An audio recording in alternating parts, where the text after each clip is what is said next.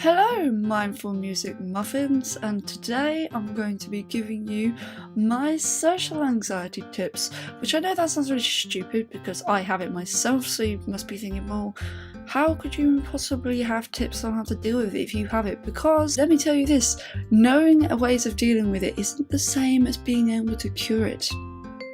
Wish it was though, because then I could cure all you guys and myself, which would be amazing. Straight in with the tips. First of all, just start really small. Don't expect too much from yourself at once. So don't be like going from never leaving your house to going to huge parties with like 50 people or something, I don't know, or going somewhere really busy. You don't have to do that. You just go like so really quiet, like, I don't know, your local shop or something when it's quiet, or like just go for a 2-minute walk or something, just something that gets you out of the house. It doesn't have to be much. When you are interacting, you can just start with like saying hello to someone or even just smiling at someone. I do that when I'm walking around. I smile at people and stuff.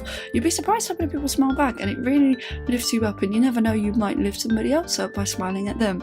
So I feel like that's always good to do. So yeah, start small. Tip number 2 is to reward yourself even for the small interaction. So even if you just say hello to someone, or you get out the house for a couple of minutes, or something small, you didn't want to do it but you made yourself do it anyway, well then you deserve a reward. And like what I used to do when I was at university, I used to, like, when I went to the shop for something, because I hated doing that, I would like buy myself a treat when I was there, like a chocolate bar or something, or jelly, because I love jelly, like I'm such a child. So they used to have these like little pots of jelly, and I used to buy that for myself as a treat. So yeah, and it really helped me actually, because I would be like, oh, I don't want to go, but then I'd be thinking, oh, but if I go, I'll get my treat, and then I was able to like motivate myself to do it. I think having rewards to motivate yourself to do things is really helpful. So rewards, guys, that's what you need. Tip number 3, as I was talking about walking around the street and stuff, is to try and walk with your head up and your shoulders down. Like, that's really hard when you have anxiety. Trust me, it took me ages to be able to do it.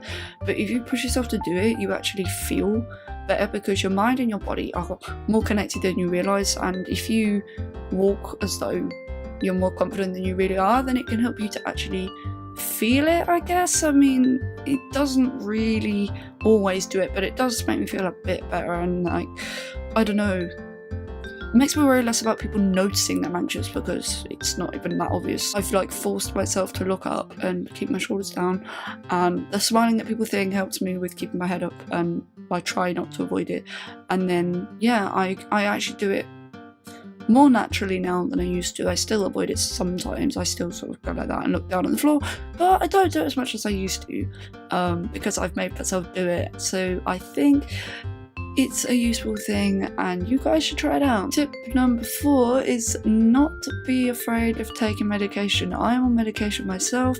I made a video about it. I'll probably link it in the description so you can see it. There's nothing to be afraid of. There's a lot of stigma around taking medication and stuff like that. There really shouldn't be. There's nothing wrong with it. Like, you know how you take painkillers or you take something for a physical illness? It's no different. It really is no different to that at all. So yeah, don't be afraid to take it. In fact, I've just realised I've forgotten to take mine, so I'm going to do it right now. Wait there.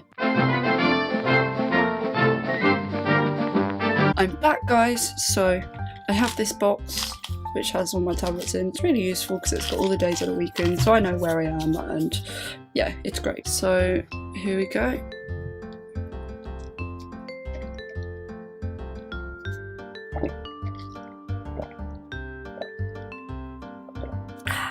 Smash the stigma. Tip number 5 is something that I learned from, was it a video? I can't remember, but it's like a breathing technique, and it's supposed to help with the relaxation. There's like a whole scientific reason why it works, but basically you breathe out for twice as long as you breathe in. So if you breathe in for 3 seconds, you breathe out for 6, or if you breathe in for 5 seconds, you breathe out for 10. And apparently, I'm trying to think what it's to do with.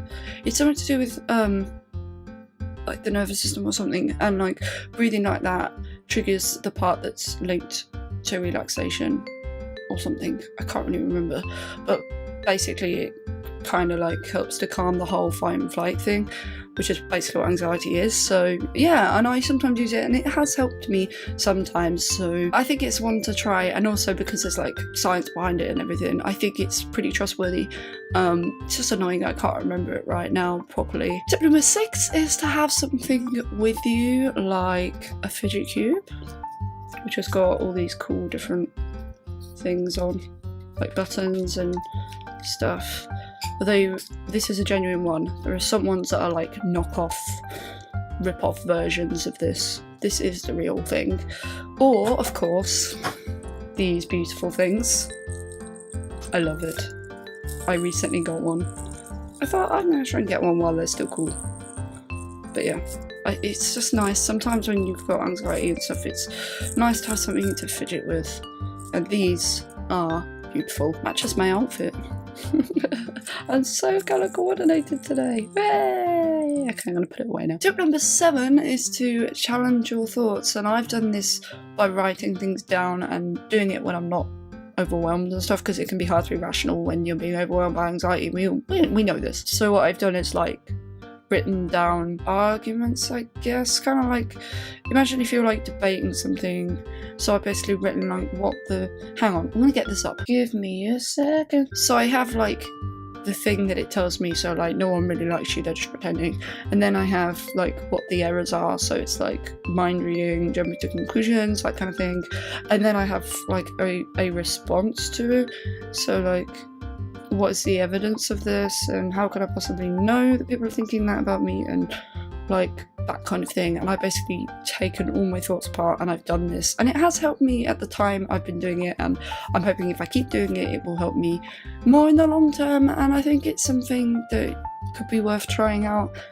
Like I said, it's probably best to do it when you're not overwhelmed, because otherwise it's really hard to do. And I also did a thing about saying like how likely things are, so I state what the scenario is, so like a social thing, and then I put what my fear is, like, oh, I'm worried I'll say something stupid. I've rated how likely it is from 0 to 10.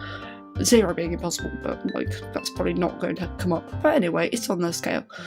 And then I've put my alternative thought on it, so like if I say something silly, then I can learn from it and it doesn't make me stupid. And yeah, basically taken all the worries I might have for this thing and focus on what's likely and what's not, to challenge what my anxiety tells me is likely and what actually is. I mean, because I'm quite a logical sort of person, a lot of the time I find that this helps me, and I don't know if you're that kind of person, or even if you're not, it might still help anyway, because at the end of the day, it's an irrational fear and you have to like train yourself out of it. That was the last tip. I didn't realise I'd done 7, my favourite number, yay! But anyway, that was my social anxiety tips. I hope that they will be helpful to you. If you want some more, let me know. And yeah, thank you for watching Mindful Music Muffins. If you enjoyed it, don't forget to give that like button some love, and if you want to see more videos, you know what you need to do. Obey the caution, and I'll see you next time.